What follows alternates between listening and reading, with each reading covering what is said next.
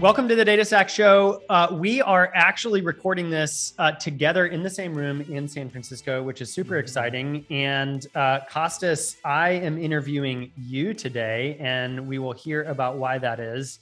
And so I guess I'm the only one with a burning question today.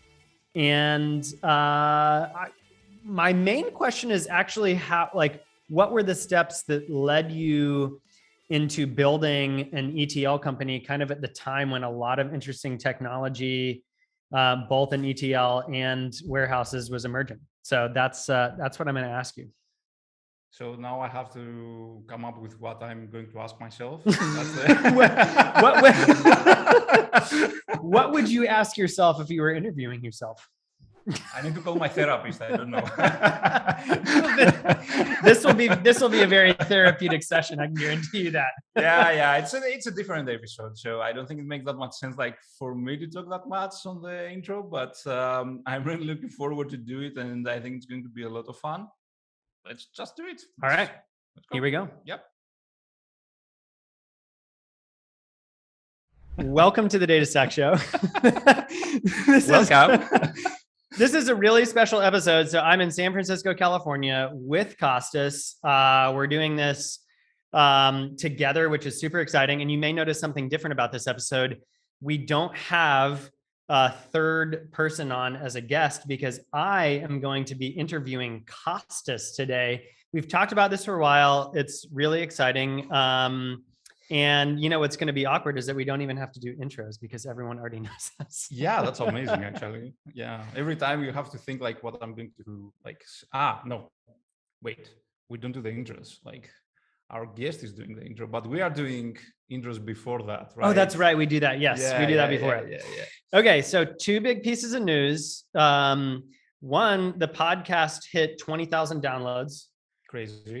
Which is really crazy. So that's really fun. Yeah. But part of the reason I'm interviewing you today is because you have some big career news. So share with the guests this big career news. Yeah. So the news are that I'm not working with RudderStack anymore. I moved to a different role in a different company. So I have started working as part of the product team at Starburst. We'll chat about it. I mean, it wasn't the easiest decision, but it's quite exciting and very interesting. It's been like about a week now since I started. Still very early, but it's very interesting. The other news is that I will remain like at the podcast, so we will keep doing that. Yes. So it's sad for me because I used to work very closely with Kostas, but we get to keep doing the podcast, which is really exciting. Yeah. I mean, the podcast has been an amazing experience. It was my first one. Have you done this before? No. So, yeah. So it was like a huge surprise for me in terms like whatever we've done through like this podcast and the people that we've met, like I would never expect this to happen. So it's awesome that like I can continue doing that. It's great. It's great. Okay, so first of all, let's have a snack. Yeah. Yes. We have to have a little treat here to celebrate. Okay, so this is what I'm interested in talking to you about. This is really fun because I get to ask you questions that we've kind of talked about before because we've worked together, but now I get to do it, in long format with this being the only agenda, which is great. So you've spent, I guess, almost a decade working on data pipelines. Yeah. Which is a really long time. Yeah. And I think like a lot of other of our guests, like you've seen, I mean, over that past decade, you've seen like an unbelievable amount of change in the data pipeline space. So here's my first question for you. How did you decide to work on data pipelines specifically? Like, was that an intentional decision or did you like uncover a problem or what's the story? Like, how did you start in it? Well, the short answer is that I did it because we had to survive. But actually, what is funny is that Both me and my co-founder at Blendo, like Fotis, we were working in something close to what today call like ingestion or an ingestion platform or pipelines. Like even before that, like I think we started like the first platform that we built for that was like in 2008, 2009, which had to do more about what we were calling back then metadata management. What were you built like? So that's before the warehouse, started. Yeah. Like that's before the beginning of the era of warehouses. So what was the architecture that you were building for? Actually, it was mainly like a way to manage and move around very, very structured data. That's why I said like metadata, not data. So the idea was that, okay, you have some assets like images, right? Yep. Or like videos, or I don't know, like a digitized version of books or whatever. And you have the digital form of these assets, but then you have like a number of metadata that describe what these assets are for, right? And you want to do like some interesting things with this data. You want to catalog them, you want to search them, you want to browse or like use them as a way for, I don't know, like a application to go and like consume them and deliver this experience to the user at the end. Now, these kind of data models that are used for metadata can become like extremely complex, right? Like, I guess everyone is aware of like MP3, like, right? Like MPEG 3. And then we had MPEG 4, that was MPEG 21 in the past, not that far back in the past. That was like a video format for that was used like in DVD. But MPEG, and then you got things like MPEG 7 and MPEG 21, and all these like actually what they were trying to build like infrastructure to make information more accessible to people. And when we are talking about information, it's not just like what's the title of the video or whatever. We are talking about like even very raw technical video metadata that are needed for processing or whatever. So these schemas, as they were called, or like data models, they were like pretty complex. Now the question was like, okay, how do you communicate this information between different systems? So you needed to build some kind of like interoperability between different systems. And that's where you had to go there and do transformations. You had to transform the data. So you had like to define a transformation between a source data model and a destination data model, right? And then after you had that, you had to actually extract the data, apply these transformations, and deliver this data to another system. Usually they were like more about like indexing this information and accessing this information with systems like something like Lucene and stuff like that. Or databases, like you would ingest it like in a database. So one of the first, like the first thing that we've built together with Fotis was like a system that you could actually create these mappings between some very hierarchical or like complex in general data models between them and do it like in a graphical way, which means that it could be like with a UI. Oh, interesting. Which meant that like you could do that even if you didn't have like technical knowledge, but you were a domain expert. Like you could understand the semantics of the semantics. It's always about the semantics. Always. So like the even if the user wasn't an engineer, say, they understand like the data model and the metadata because they are an expert in the practical like usage of that data for whatever the downstream thing is. Interesting. Okay. And keep in mind, like back then, you didn't really have like a discipline like data engineering, right? You had like in the best case, I don't know, big data engineers that were trying to figure out how to do map reviews. And you also have DB admins, right? So if you wanted to somehow make systems that could interoperate and on the data level, you had like to create this kind of mappings and transformations. And you needed someone who has like the domain knowledge to do that. So that was like the first thing that we built. Did you build, like, was that a company? That was part of academic research that we were doing. Oh, And really? yeah. At a university. And Interesting. it was so successful that actually there was opportunity to commercialize the technology. We had like some institutions and companies that they came and they were asking like how to buy this thing and use it like internally. And that's pretty much like the time where I started thinking of maybe I would like to start a business. Okay. How did the companies who were interested in buying that technology find out about it? Like, did you publish a paper or something? There were a couple of papers, but the main way that this technology got known in the European Union, it was because it was funded by the European Union. Interesting. Right. Yeah. That So, was yeah. The research is funded by the European Union. So usually the way that EU does that is they try to create like consortiums around the projects that involve many different countries and many different organizations there, because it's one of the tools that they have to build, let's say, a common European market or like a culture or whatever. So that's and they were like, okay, we were also spending money on going like in conferences and like talking about these things and like trying to, but nothing that's anything close to whatever you call like a go-to-market strategy or whatever, right? Like it's I think it's pretty hard. I mean, I'm not an expert, but I think it's kind of hard to get, IP out of the academic environment and into like a startup. I would assume that depends on the country a lot. Okay, Greece is not the place to do that for sure.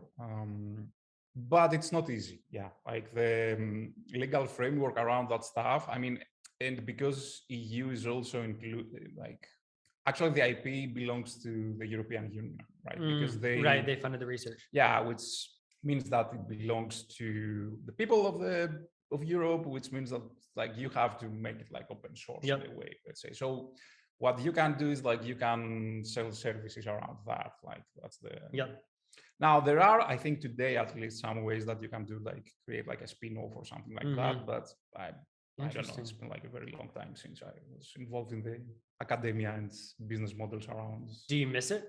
No. Okay, so I have other questions, but when you were talking about like the different types of MPEG files, I couldn't help but think of Winamp. Did you run Winamp? Like, oh yeah.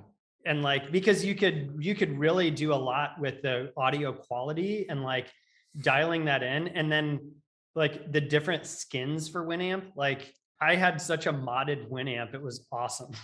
yeah. Winamp. Then there you had like what was like a Napster? What was the Napster? Yeah, but that was like the Winamp was like the audio player, and it was like very highly customizable. Yeah. And Napster was like, I think it was like downloads, like and but it like blurred, it like changed over time, but then it became like the place to just download illegal files, right? Yeah. And it was like a ton of music, and then video came. Like, I mean, it was crazy. Yeah. Actually, the first experience that I had with like downloading music and stuff like that was through IRC. I think it was by the end of the 90s, beginning of zeros. There were like a lot of, and that's like one of the main ways that I got exposure to the American culture, because I met many American people on IRC. Yeah. So great. There were like these channels that you would join, and people were building bots that they were like file servers, and they had like commands. So they would expose their whole like MP3 list through these bots, and you could download them through DCC. Anyway, amazing experience. But what is crazy is like the level of like automation with these technologies that we're talking about like 20 years ago, right? And we had a lot of, I remember, it's funny, we had like many problems like with spammers that would join and like spam the channels. And I remember that I created at some point a bot to help control the spammers. So would it like detect them, or yeah. So what was happening? I don't remember exactly the details. I have to think a little bit about it, but there was like a pattern with the IPs, and also the reverse DNS, and like what kind of reply you would get. So okay, sometimes you would also kick some people that you shouldn't kick out, but most of the um, spammers, they had like this pattern with their DNS, and the script or the bot, what was doing was like running this reverse DNS, getting the response in, like, and based on that and some heuristics around it, like was kicking you out. So, so you know what's interesting, like thinking back to that era, I mean, it's just like flooding memories with Winamp and Napster, but the amount of innovation that people achieved just trying to like pirate huge amounts of music. I mean, I remember like back then, like gigabytes and gigabytes of music seemed huge, you know? Oh yeah, yeah. And like it was taking a lot of time also to digitize these things and turn them into MP3. Like it wasn't like ripping a CD, like oh yeah, it was like it required dedication. Totally. Yeah, I remember I went to like a large state university here in the United States, and the students ran the IT department basically, right? And I can't remember who. Someone made friends with one of them, but they set up a private like file share system on the internet, and it was unbelievable. I mean, it was like everyone's media, like, I mean, like people taking hard drives to them to upload to the file system. Like it was amazing. Yeah. I was doing the same thing at the university. The other thing that was very fun, it was back then what we were calling like LAN parties. Yeah. So because, okay, we're a big fan of like playing Quake Arena. Yeah, Quake. Yes. So one of the servers that I was hosting at the lab that I was working back then at the early zeros was like run like an arena server, a Quake Arena server. And we would, I mean, that was not allowed actually, but in weekends or like Friday nights or something like that, because we had the keys of the lab, we would get people bring their PCs in there and have like a LAN party and play with people from the US, for example, because only the university had like good enough latency to play competitively with someone from the United States while you were in Greece, right? Yeah. So yeah, it was nice. It is amazing the creativity that can come from people motivated to circumvent rules. Yeah, and people that instead of studying, they prefer to play games. Okay, thank you for indulging my little detour there to discuss modding out Winamp. Okay, so you're at the university. You started thinking about starting a company. Did you start was Blendo the next thing? So what happened was at some point, both me and like later my co-founder, like Fotis, we were like, okay, we're done with what we're doing here. For that age back then, we had saved like some small amounts of money that we could survive like for a couple of months at least without working. So we're like, okay, let's stop doing whatever we're doing and try to figure out like if we can build like a company. Okay, obviously we had no idea what that means. Like until that point, we were making money, but we were working as like freelancers and just doing like engineering work, right? So, and we're talking about like, okay, all these things are happening like in a country that is like the opposite of the healthy environment for entrepreneurship. Like we don't have this as part of our culture, like in Greece, right? Like it's not something that you are encouraged to do. So we were trying to figure out what to do. Actually, we didn't want to do exactly what we were doing at the university, like the research as part of our research. So we started at the beginning by building a product around I mean, not a product, it wasn't a product, like a technology around API management. So it was like an API gateway with a graphical interface, again, where you could do like some, create actually like an API gateway and route all your API calls through that.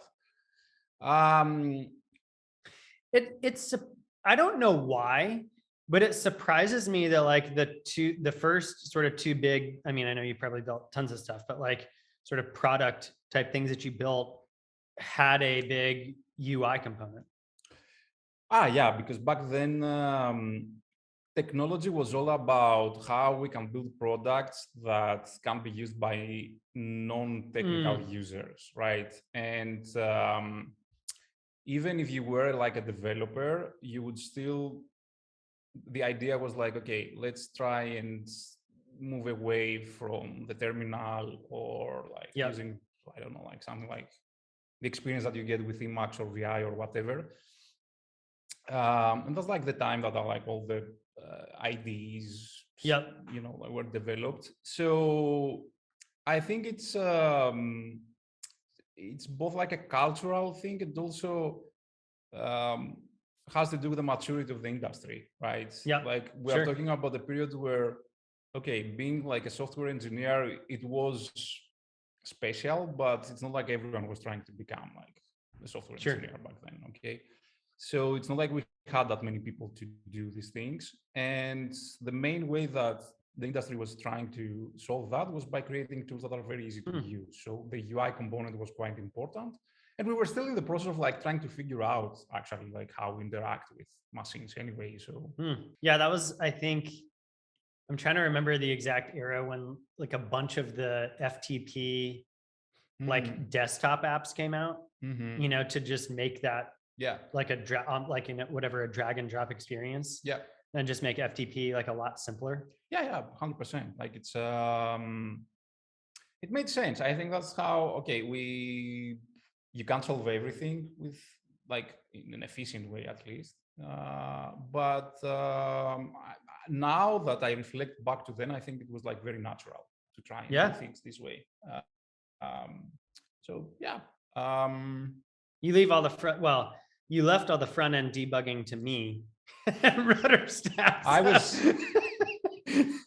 I was always a very, very bad engineer, developer, whatever, when it comes to front end. Like that's well, that's why it surprised me, because like you don't gravitate towards that naturally. No. Like it's I hate it. I cannot do it. Like I'm almost blind. Like I think it's very funny when I work with designers, how many details like I'm missing all the time. Like I just can't see that stuff. So. Interesting. Yeah. Oh, I thought you did a pretty good job. Okay, we just had like pretty good designers, I guess. Fair. Okay, so API gateway. So we had that. We had like a demo. We built a demo around this, and then we're trying like to figure out how to, I don't know, what to do next. Like, okay, we have like technology, and so what? Like, how do you turn this into a business that's completely different? Kind of problem. Now we are talking about like 2013, right? Keep in mind that we are post 2008. Which means that the rest of the world is recovering, but Greece is a mess, right? Financially. Right. Okay. So, but the data space is now has some of the tools that we, you know, that have become the name brands of today are like just starting to starting to like be built and correct. You have and adopted. You have Snowflake starting. I think they started in 2012. You have Redshift was like a little earlier than that, maybe. Yeah, I think Redshift was out there. So the whole cloud data warehouse revolution started. I don't remember BigQuery when, probably was a little bit later than that, maybe, anyway, or around that time. Databricks was there. I mean, Spark was a thing from like 2009, I think. And at that point, I think they also started the company. And most of the business noise was around BI. So you had Looker, Tableau. Tableau, I think, was like older. Oh yeah, they were. They've been around for a long time. I don't know.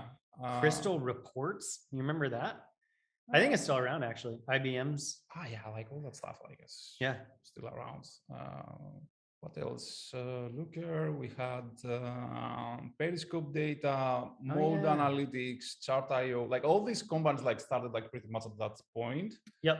And it's like also the period where, Y Combinator started becoming, like the brand name that we know today. So I remember like, I think, Dave, like the CEO of Chart.io, he was, I think it was like one of the first like cohorts that YC had back then. So it was still like early, even for like Y Combinator. You know?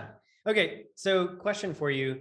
What was it like to look at the emergence of both these technologies and then also, I guess you could say, I mean, the startup ecosystem in Silicon Valley is nothing new, right? I mean, it predated Y Combinator, of course, but you were looking in on the emergence of things now that are, just wildly influential, both tooling and startup, but you were looking at that from the outside in Greece, and that's still like recovering from the economic crisis. What was that like? Because I mean, just being here in the States, even though I've went through that on the East Coast, like it still felt, my guess would be that it maybe felt closer. I don't know.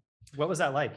Actually, it's a very interesting question that you are asking, because back then I remember that I was telling to myself to how late I was for the mobile revolution, right? So this whole thing with like mobile apps and like all the hyper growth that you saw with all these applications, like, I missed that. Like I was just late enough that it didn't make that much sense, especially for someone who was like from abroad. I was not here, right? Yep. Now, I don't think I could imagine back then that like what the stuff that we were talking about and starting to build back then after like 10 years would be the equivalent of what mobile was back then, right? So yeah, thank you for the question, because you just made me realize like that life is a cycle at the end, like things, like you just need to be at the persistent enough, and you will you will get another opportunity. I don't know, like back then I couldn't understand anything, to be honest. Like I was in an environment that was like super like depressing from a financial standpoint. Like Greece was like in 2013, it wasn't like that bad, but we were reaching the peak that happened in 2015, where we had the capital controls and all these stupid things. Yep.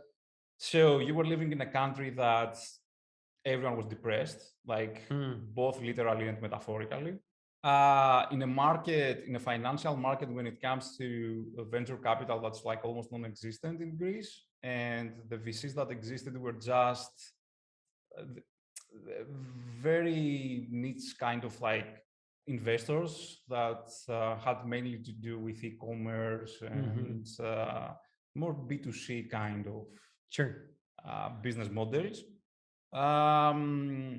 And whatever I could realize was through the internet and like reading Hacker News and TechCrunch and like stuff like that. So it's not like I had any kind of sense of what Silicon Valley is at the end, outside of, like whatever the pop media like tried to communicate to everyone outside. So yeah, I had no idea actually, but at some point we had to move forward, like because we had like the technology, we had like the stupid thing that we built, but we had to figure out a way to turn it into business. We didn't know how to do it. We knew that like we cannot find people to help us in Greece because nobody knew how to do that.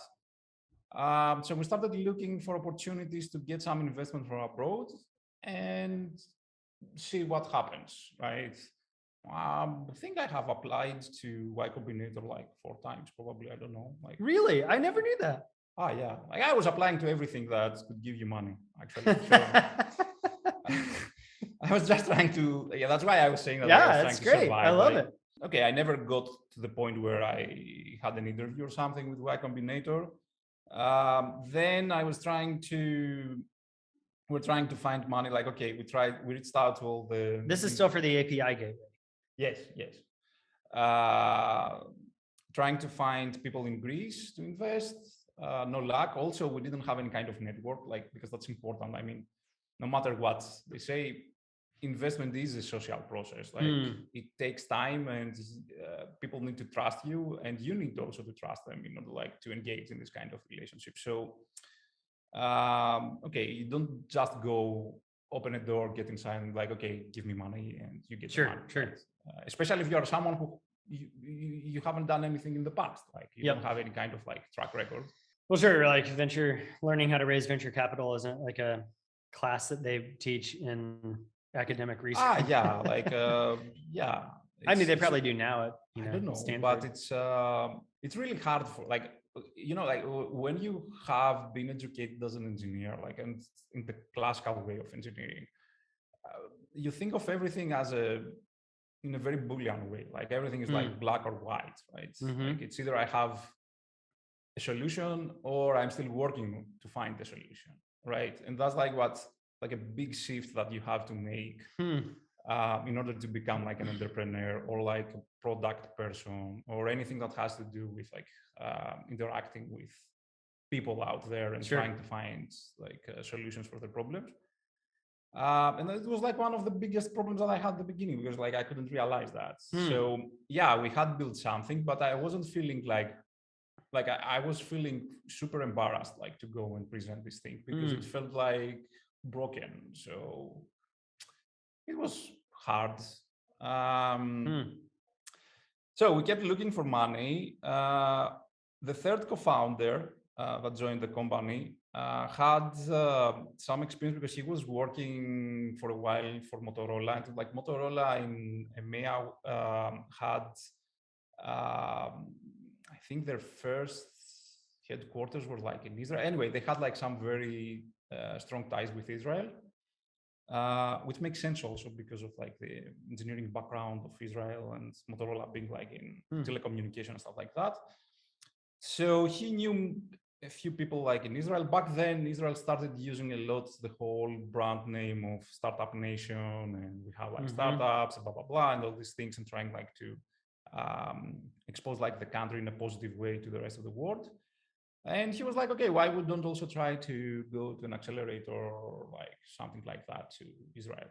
And it was something that, to be honest, like, although Israel is very close to Greece, like it's an hour and a half trip, like same time zone, like it's very close. Yep. We never thought about it because Greece, okay, like until that time, didn't have like very strong ties, like with Middle East and Israel specifically.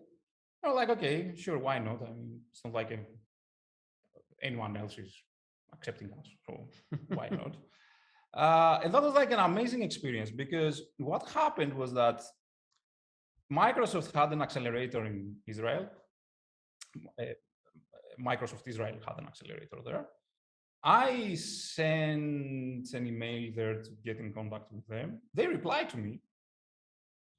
They're like, okay, what are you doing? Like I'm saying, like we're building like an API management platform, blah, blah, blah, whatever. They're like, oh, it doesn't fit with our theme for this year, but I'll connect you with some other people. That was like, wow, amazing. I mean, that's nice. Anyway, so by sending me from one to the other, which is a very like beautiful thing that like the Israeli culture has, we managed to find a small micro VC there with some young and very crazy people that were like, okay, let's give like some money to these silly Greeks and ask them to come and live here for a couple of months and see what happens. And that's how we managed to raise our first capital. That was like such a small amount of money that like if I tell the number, I think people will be like, okay, like what the fuck is he talking about? And we took that money and we went to Israel. And by the way, the period that we were discussing and the terms, Israel was like fighting. Like it was crazy. That was like another crazy experience that really exposed me to the real world, and like so that like like things, good things and bad things can happen like at the same time. the fight stops on Sunday or something like that, and Monday we were flying to Tel Aviv. And we went there and stayed there for like a couple of months. I think it was like a little bit more than 7 months, where we tried to build the company. And that's when we moved from the API thing that we were doing into what Blendo became with the pipelines. And it was mainly the result of feedback and our inability to sell the API platform for many different reasons. Back then I was thinking that it's just a failed product, but it wasn't like a failed product. It was like the combination of like timing and people was wrong. So like there were products like this. We just couldn't sell it, and it was like a very bad time in the market also because there was a consolidation happening with that stuff. So there wasn't that much interest. So you started Blendo. When did you pivot from the API gateway to Blendo? So 2014, we incorporated the company so we could get the funding. It was August. September went to Israel, and we tried to sell this thing for like 6 months. We kept saying no. And at some point we were like, okay, we need to do something different. If we want to move forward, we need to pivot.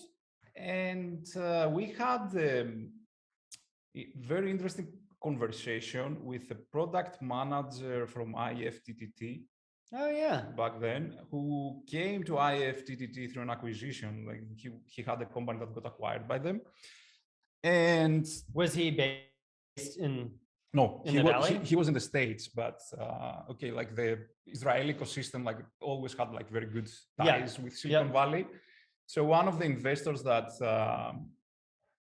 we had knew the guy and sent him an email, and he was like, okay, this is what these guys are doing, like, can you give them some feedback? And he was like, okay, looks fine, but I'm more interested about the data behind the APIs. Oh, interesting. And not the APIs themselves, because the APIs themselves, like, I'll manage them once and be fine. Like I'll create like the integration there and that's it. Like it's not something that I have to manage that much or that often.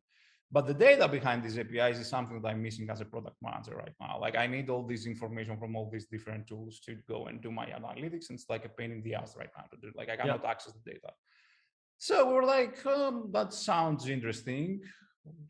Close to what we were doing before in a way. So we had some experience on that from a technical perspective.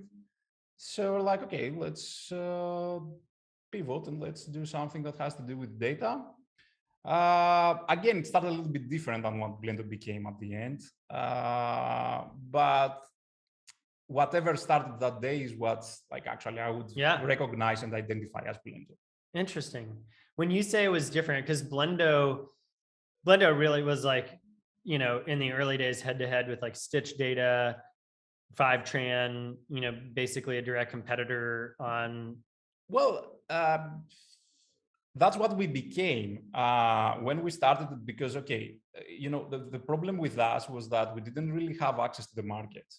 Okay, like we got this information like from this person, that's it. Like we couldn't even have like direct access to him because from what I understand, the investor was a little bit embarrassed about us, so he wouldn't connect us directly. Yeah, seriously. Like he was like, no, I cannot let you go and talk to this person directly.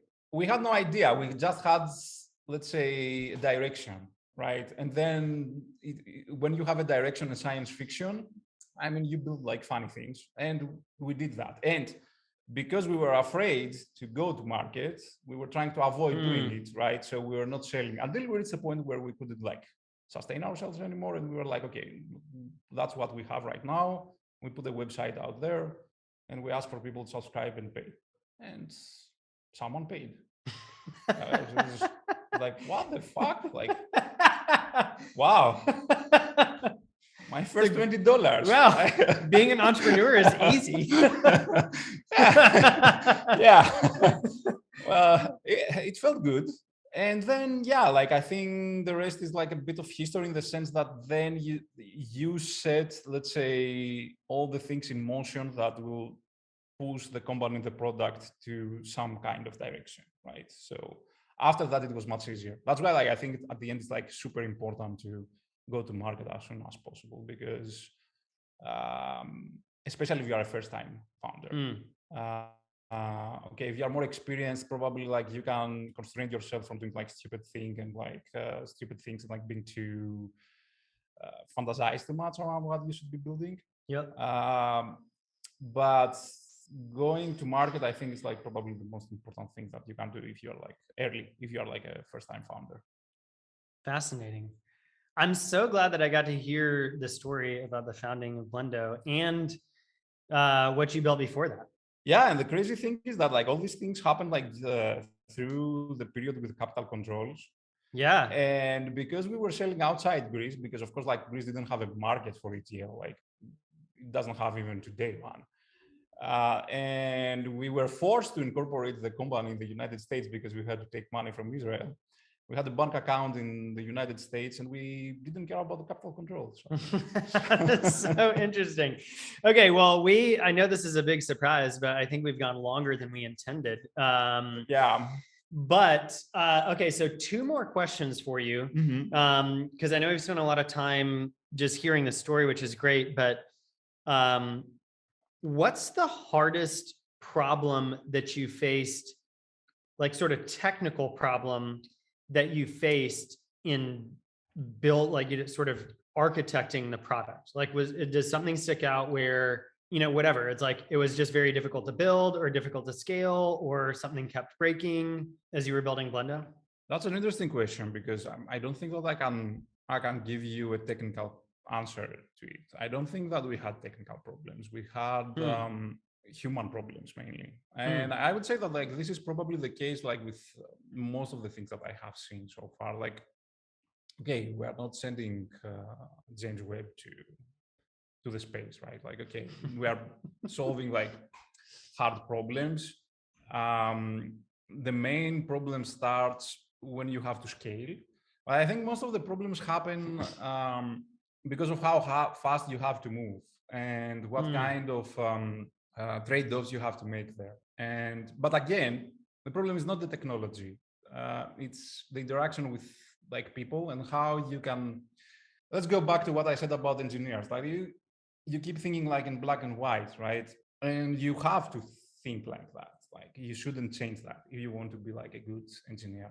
On one side, you have like you are an engineer who's building a product that knows that it's not ready to scale.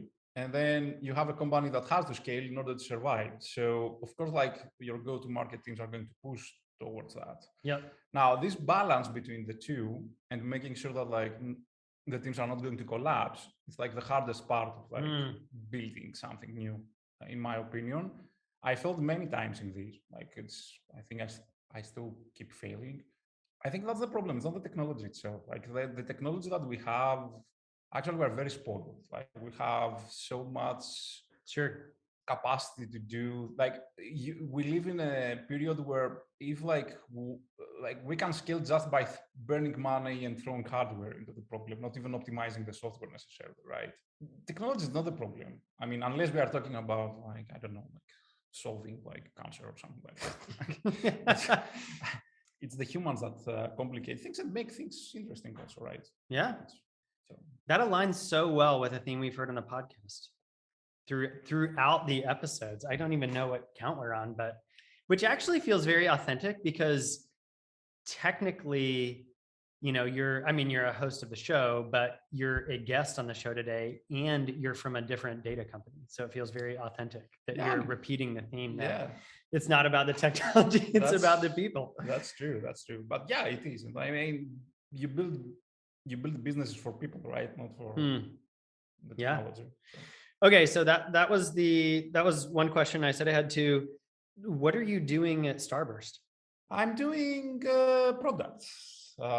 So it's not that different than the things that I was doing at RudderStack for a long time. My focus will be more on the core technology. So Starburst is built on top of Trino, right? Yep. Which is we had Justin, the CEO. The CEO on the show. So the company is actually bringing to market like a commercial version of the open source version of Trino.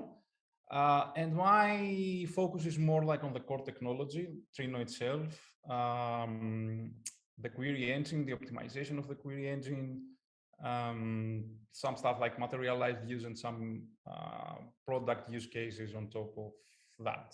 So that's my focus, at least this week.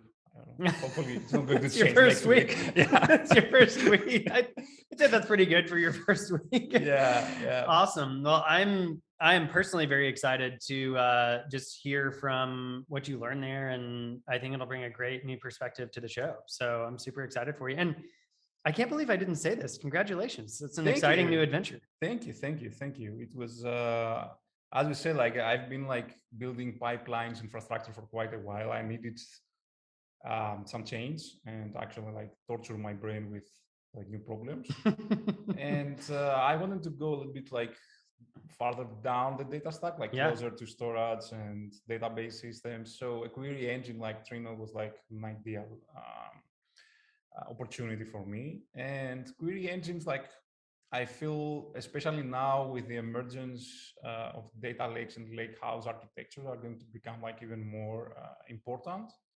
And they're like a very hard also engineering problem, especially if you want like to optimize them. So there's a lot of opportunity for me to get in front of like new problems and see how we can productize these problems. So I think it's going to be like an interesting journey. Well, as we say so often, we'll have to have you back on the show and learn more about your experience working on a federated query. Unfortunately, you cannot avoid that. All right. Well, thank you for joining the DataStack show with Kostas and I in the same room in San Francisco.